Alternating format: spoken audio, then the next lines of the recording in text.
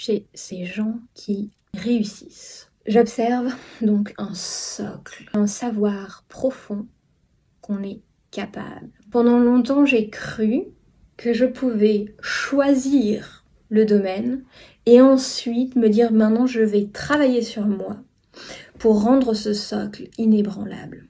Ta confiance en toi, en tes capacités de le créer, en ton art, elles dépendent d'une chose, c'est ce socle. C'est pas quelque chose sur lequel on travaille, c'est quelque chose sur lequel on va s'asseoir. Même si le monde d'aujourd'hui nous dit que la réussite se base sur le travail, la réussite se base sur les priorités, les sacrifices, la discipline, j'ai tout donné de ça. Et non, la réussite ne se base pas sur ça, la réussite se construit sur notre propre socle. Et bien sûr qu'ensuite, une fois qu'on est sur notre socle, on aura besoin de cette discipline, on aura besoin de ce travail, on aura besoin de tout ça, mais ça viendra naturellement. Pourquoi? Parce que tout ça, ça prend une quantité d'énergie énorme. Si on n'a pas ce socle sur lequel on peut se reposer, sur lequel on peut aller se régénérer, comment est-ce qu'on produit constamment cette énergie? C'est pas possible. Cette énergie, elle a besoin de pouvoir se régénérer. Bienvenue dans le corps créateur. Je suis votre hôte, Élise Aep, accompagnatrice somatique pour créatrice de projets. Je suis ravie aujourd'hui de vous accueillir dans ce tout premier épisode de ce podcast dédié à l'écoute profonde du corps. Ici, nous explorons ce que le corps dans son conscient et son inconscient cherche à nous communiquer au quotidien à travers ses symptômes et ses différents niveaux d'énergie. Et mon intention avec ce podcast, c'est vraiment de vous offrir des clés précieuses pour concevoir une vie professionnelle véritablement alignée, avec les fonctionnements uniques de votre corps, une vie nourrie par vos désirs profonds et respectueuse de votre rythme intérieur, sans forcer ni pousser. Alors dans ce premier épisode, nous allons plonger dans un sujet qui me tient particulièrement à cœur et que j'explore depuis plusieurs semaines déjà. Qu'est-ce qui détermine la réussite durable d'un projet professionnel? Et on va voir ensemble comment l'écoute du corps et l'alignement avec son énergie peuvent vraiment jouer un rôle central dans cette réussite. Alors, préparez-vous à écouter, à ressentir, à créer à partir de votre corps. C'est parti. En tant qu'accompagnatrice somatique spécialisée en libération émotionnelle, j'accompagne depuis plusieurs années des individus dans leur quête d'alignement professionnel et personnel grâce à l'écoute profonde du corps. Et que vous soyez en quête d'une reconversion, que vous soyez entrepreneur, que vous soyez simplement curieux de mieux comprendre comment votre corps peut devenir un allié, eh bien ce podcast est fait pour vous. Parce qu'ici, on ne parle pas seulement de performance ou d'efficacité, mais on parle surtout de création alignée, respectueuse de votre énergie de vie et de vos besoins. J'ai eu la chance, au début de ma carrière professionnelle, de m'entraîner avec des danseurs classiques. J'ai été formée pour être danseuse classique.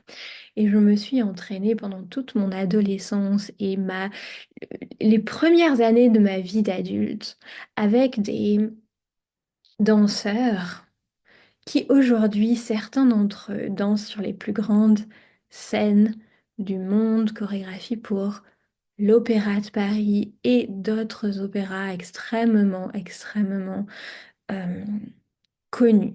J'ai eu donc cette chance de commencer mon parcours avec certains danseurs qui ont eu ce succès, cette réussite durable qui est encore là 20 ans plus tard.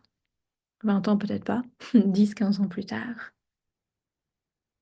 Et on a été aussi beaucoup, et j'ai fait partie de ces danseurs-là, à arrêter, à tout donner, tout investir, puis à arrêter. Quelle a été cette différence entre ceux qui ont réussi de manière durable, ceux qui ont réussi de manière sur un moment court, puis arrêter, et ceux qui n'ont même pas vraiment commencer leur carrière professionnelle dans ce domaine-là. Alors on parle beaucoup de travailler dur, on parle beaucoup de sacrifier, on parle beaucoup de faire le choix conscient. Une chose que moi je peux vous dire, c'est qu'on était tous, sans exception, extrêmement bosseurs, qu'on a tous sacrifié tout de notre vie pour réussir, qu'on était tous extrêmement déterminés. On avait tous été sélectionnés dans ces écoles professionnelles sur déjà des talents naturels, des choses que tout le monde n'a pas, avec lesquelles on est né et qui ne peuvent pas se travailler. Alors si c'est pas une question de talent, si c'est pas une question de priorité, si c'est pas une question d'avoir travaillé dur parce qu'on a tous fait ça, c'est quoi?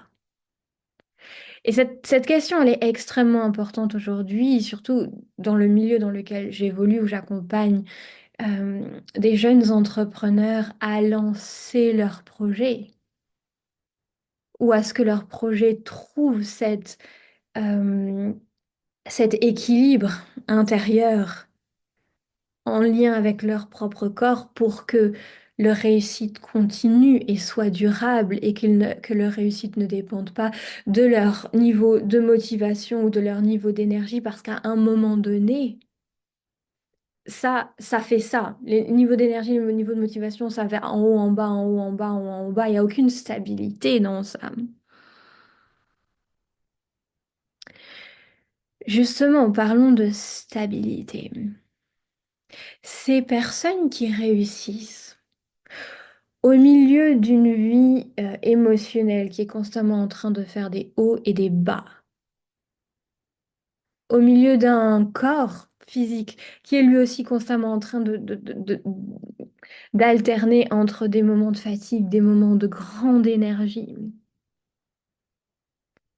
Les gens qui réussissent ont trouvé quelque chose sur lequel, un socle intérieur qui est stable, qui est au milieu de toutes ces fluctuations énergétiques, physiques, au milieu euh, de gens, un des chorégraphes, il est devenu aujourd'hui chorégraphe, extrêmement connu dans le monde de la danse et de la danse classique, qui était avec moi à l'école.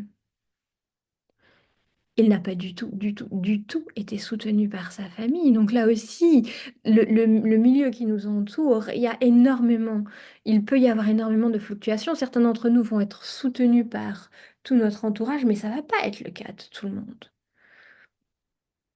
Donc c'est quoi ce socle? C'est quoi ce socle sur lequel on peut se reposer pour pouvoir continuer à avancer de manière durable au milieu de toutes ces intempéries émotionnelle et énergétique qu'on traverse tous au quotidien. Eh bien parlons de ça aujourd'hui en mots. Conviction, confiance. Et j'ai envie de vous offrir aujourd'hui une vision de la conviction et de la confiance qui n'est peut-être pas celle que vous avez entendue auparavant.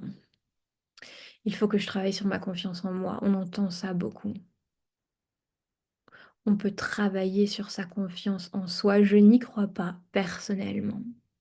Je ne crois pas que ce soit quelque chose sur lequel on travaille. Chez ces gens qui réussissent, j'observe donc un socle. C'est quoi ce socle? Ce socle, c'est quelque chose, c'est un savoir profond qu'on est capable. Et on n'a pas ce socle dans tous les domaines de notre vie. On a ce socle dans des domaines spécifiques de notre vie qui sont uniques à nous. Pendant longtemps, j'ai cru que je pouvais choisir le domaine et ensuite me dire: «Maintenant, je vais travailler sur moi pour rendre ce socle inébranlable». Et un jour, j'ai été mise dans une situation, ces socles, ils vont être mis à l'épreuve. Ces socles, on les a naturellement pour une personne. Pour mon mari, par exemple, ça va être un socle qui est en lien avec Hem, le goût, de la nourriture. Il travaille dans le monde, nourriture, de la restauration et il a ce savoir. Il peut lire une recette, il peut voir des ingrédients ensemble et il va savoir exactement le goût que ça va avoir et il va savoir exactement, ce qui doit être changé pour créer un goût qui a vraiment un niveau de qualité extrêmement élevé. Quelque chose que je n'ai absolument pas. Je serais capable à la fin d'apprécier le d'apprécier le résultat final, mais ce socle inébranlable qu'il a, lui, dans ce domaine-là, moi je ne l'ai pas, beaucoup de gens ne l'ont pas. Par contre, tout le monde, absolument tout le monde a un socle et ça lui a mis du temps, à mon mari à trouver ce socle. Pourquoi? Pourquoi on met tant de temps à trouver ce socle? Parce qu'on est dessus. On est assis dessus. Il est toujours là, il a toujours fait partie de nous. On ne le voit plus. On ne on n'a plus la capacité de voir ce qui est tellement, j'ai pas le mot en français, obvious. Ce qui est tellement, c'est devenu tellement part de nous qu'on ne voit pas en quoi c'est unique, qu'on ne voit pas en quoi on ne se rend même pas compte que c'est elle est là il est là notre socle inébranlable et souvent, par fascination pour ce que sont les autres et par incapacité aussi de voir la valeur immense de ce socle sur lequel on est déjà assis, on va aller regarder le socle des autres. Ah mais comme par exemple, je l'ai fait, dans le début de ma carrière professionnelle avec la danse classique où je voyais: «Waouh! Un tel, une telle a un socle tellement inébranlable, dans ce milieu-là de la danse classique. Heu, je veux moi aussi me créer ce socle-là» et tant qu'on est en train de regarder le socle des autres, on est incapable de voir qu'on est nous-mêmes assis sur un autre socle et on est constamment en train d'essayer d'aller se mettre de créer un socle et de se mettre dessus, sauf qu'il va être constamment, constamment, constamment, hem, ébranlable, parce que c'est pas le nôtre. Parce qu'il est pas ancré dans notre terre à nous. La toute première fois où j'ai vraiment pris conscience de ce socle. Donc ce socle, il nous accompagne tout au long de notre vie, il se développe avec nous, il va constamment nous guider. On va pas en avoir forcément conscience. Je vais continuer sur l'exemple de mon mari qui je trouvais très très tangible et puis c'est aussi beaucoup plus facile pour moi de parler de quelqu'un d'autre parce que c'est plus facile à voir, parce que je suis encore dans ce processus à identifier mon socle et à voir, waouh, où c'est que ça a commencé, où c'est que ce socle a commencé à se montrer pour moi, mais dans son processus à lui, la nourriture a toujours été extrêmement, extrêmement importante. Son niveau d'énergie change quand on va dans un restaurant qui satisfait, ses papilles à lui et son niveau d'énergie va être aussi absolument massacrable si on va dans un restaurant où, hem, la qualité Heu, la qualité des goûts qui vont être créés dans ce restaurant ne vont absolument pas, heu, correspondre au niveau de qualité qu'il recherche. Et ça a toujours fait partie de lui. Il a commencé sa vie professionnelle, en étant game designer, donc complètement différemment parce que là aussi on lui a dit, en gros il a eu beaucoup de conditionnement autour du fait que, ben, on gagne de l'argent quand on travaille derrière un ordinateur et cetera. Lui il vient d'Inde, donc il y a une bon, il a des conditionnements qui vont être légèrement différents de nos conditionnements à nous. Dans tous les cas, Souvent, nos conditionnements sont une des choses et on verra au cours des épisodes suivants et dans les accompagnements qui vont commencer en janvier, quelles sont les différentes couches, les différentes choses qui nous empêchent de voir et de vraiment nous asseoir sur notre socle à nous et de construire sur ce socle-là et pas d'essayer de construire sur le socle de quelqu'un d'autre parce que tant qu'on essaiera de construire sur le socle de quelqu'un d'autre, euh, ça sera constamment ébranlable. Les socles sur lesquels on s'installe et on décide de construire vont être constamment, constamment, constamment mis à l'épreuve. Et si on n'est pas sur notre socle à nous, on va constamment être comme être expulsé en fait de ce socle et toujours se retrouver à mais pourquoi j'ai pas confiance en moi, pourquoi j'y arrive pas, pourquoi je suis pas capable d'aller parler avec confiance de ce travail, d'aller vendre avec confiance ce que je fais. Tout simplement parce que c'est pas parce que je dois travailler sur ma confiance en moi, mais simplement parce que je suis en train d'essayer de faire fonctionner quelque chose sur un socle qui n'est pas le mien. Donc on ira voir ensemble, mais une des couches que j'ai pu observer, par exemple, chez mon mari, chez moi, chez beaucoup de mes clientes, c'est les conditionnements qu'on a et qu'on a intégrés depuis l'enfance et qui font qu'on essaye de se mettre sur le socle de quelqu'un d'autre parce qu'on n'a pas euh, forcément eu un environnement qui donnait de la valeur à notre propre socle. La première fois que moi, vraiment, j'ai été assise sur mon socle et j'ai pris conscience que waouh, là, il y a quelque chose d'unique, là, il y a un ancrage que clairement je n'ai pas créé, que clairement sur lequel je n'ai pas travaillé, mais qui fait partie de moi et waouh, je ne savais pas que j'avais ça en moi. C'est la première fois que je commençais mes accompagnements. Je n'avais pas du tout fini ma formation. Je n'avais pas appris à gérer la situation qu'une de mes clientes m'a apporté. De nos accompagnements, dans l'écoute de son corps, soudain son corps a ouvert une mémoire extrêmement violente, extrêmement euh, traumatique, qui a vraiment... voilà, on parle vraiment de traumatismes très très lourds, d'abus sexuels, de violences sexuelles. Ce n'est pas quelque chose que j'ai vécu personnellement. Ce n'est pas quelque chose auquel j'avais été informée. Je n'avais pas encore appris comment euh, gérer ce genre de situation quand le corps s'ouvre à ça. C'est sorti comme ça. J'ai été face à cette personne et je l'ai vraiment vécu comme soudain, il y a cette tempête émotionnelle, cette tempête de mémoire, cette violence qui est en train de sortir de ce corps. Je suis face à ce corps. Je n'ai pas vécu ça auparavant et je sais.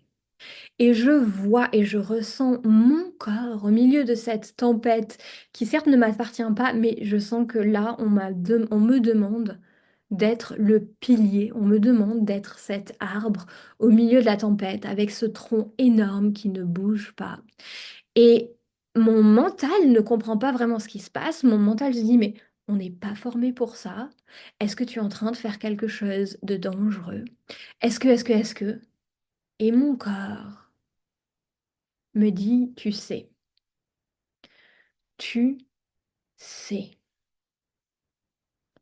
Et son corps à elle sait aussi. Reste avec le fait que tu sais, ça va la reconnecter à son corps. Et je sentais au milieu de cette tempête émotionnelle qui venait de l'autre. Au milieu, normalement, je suis une éponge émotionnelle. Je ressentais donc absolument sa tempête.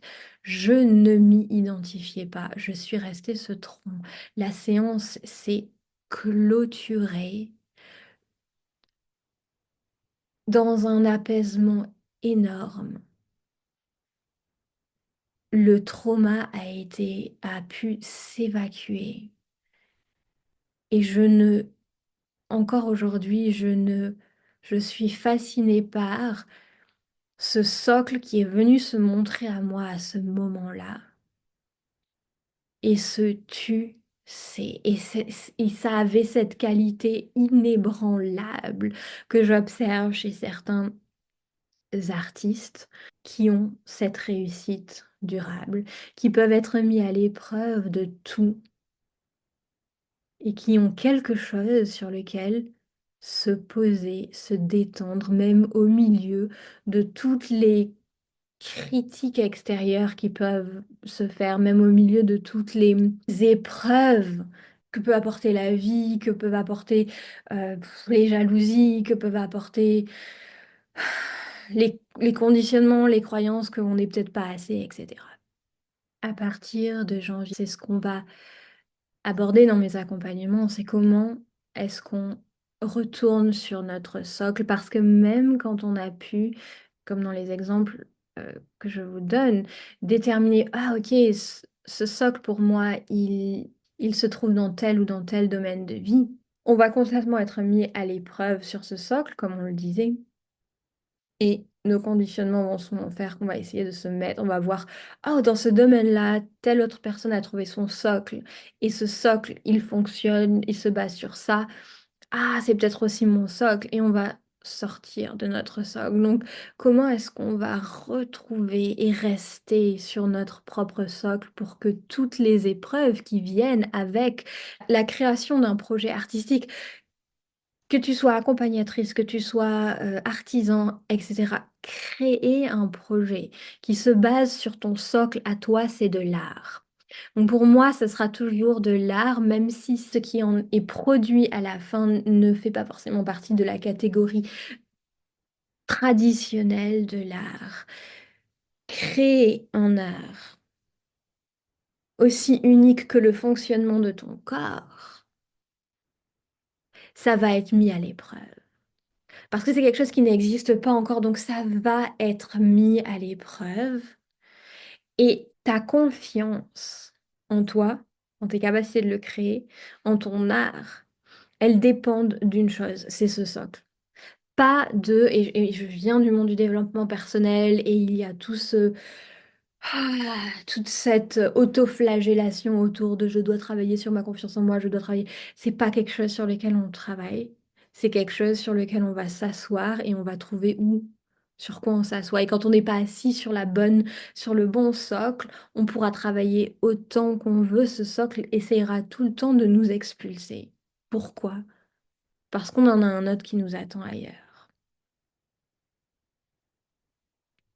Donc déjà aujourd'hui, en te partageant cet exemple, mon exemple, l'exemple de mon mari, en te partageant ce que j'ai pu observer de tous ces artistes avec lesquels j'ai eu la chance de grandir à un moment donné de ma vie, avec lesquels j'ai eu la chance de donner tout, absolument tout, tout de moi et de me rendre compte que même si le monde d'aujourd'hui nous dit que la réussite se base sur le travail, la réussite se base sur les priorités, les sacrifices, la discipline. J'ai tout donné de ça.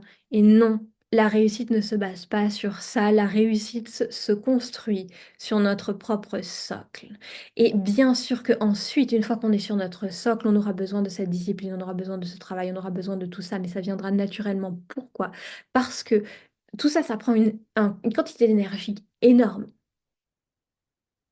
Si on n'a pas ce socle sur lequel on peut se reposer, sur lequel on peut aller se régénérer, comment est-ce qu'on produit constamment, constamment, constamment cette énergie? C'est pas possible.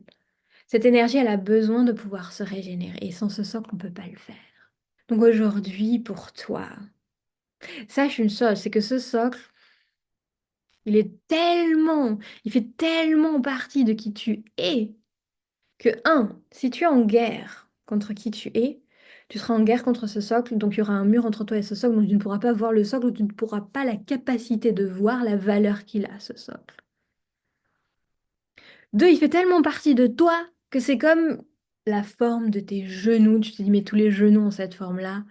Alors, pour une danseuse classique qui a passé des années et des années et des années devant des miroirs, devant d'autres corps, on était tous en collant, tout le monde a des genoux différents, il y a des genoux magnifiques, il y a des genoux qu'on va catégoriser de moins magnifiques, tous nos genoux sont vraiment uniques et différents. Ce que je veux dire par là, c'est on ne le voit plus, ou on ne le regarde même pas, ou on n'arrive pas à voir son unicité, donc à pouvoir vraiment s'ancrer dedans et dire, OK, c'est sur ça que je construis. Parce que la valeur, elle est là. Donc, ce podcast, c'est une introduction. C'est une introduction au travail qui va commencer en janvier dans mes accompagnements individuels. C'est une introduction aux prochains épisodes. C'est une introduction à tout ce qui va se passer dans mon monde dorénavant. Et c'est une introduction que j'ai envie de t'inviter à faire avec moi en te posant cette question, en commençant simplement à laisser infuser ce podcast en toi et à voir où est-ce que moi, dans quel domaine de ma vie, à quel moment de ma vie, il a pu se passer quelque chose qui aurait pu ébranler quelqu'un d'autre, qui aurait pu faire douter quelqu'un d'autre. Et moi, j'ai su. Et c'était quelque chose d'absolument irrationnel. Irrationnel. Je n'avais aucune raison de savoir que j'étais capable d'être cet arbre au milieu de cette tempête au moment où toute cette violence et tous ces traumas ressortent. Je n'avais aucune... et c'est plus que irrationnel, c'est quelque chose dont on ne peut pas se convaincre. C'est quelque chose où, de manière cellulaire, le corps sait. Ma tête, à ce moment-là, elle n'était pas convaincue. Mais mon corps était plus fort.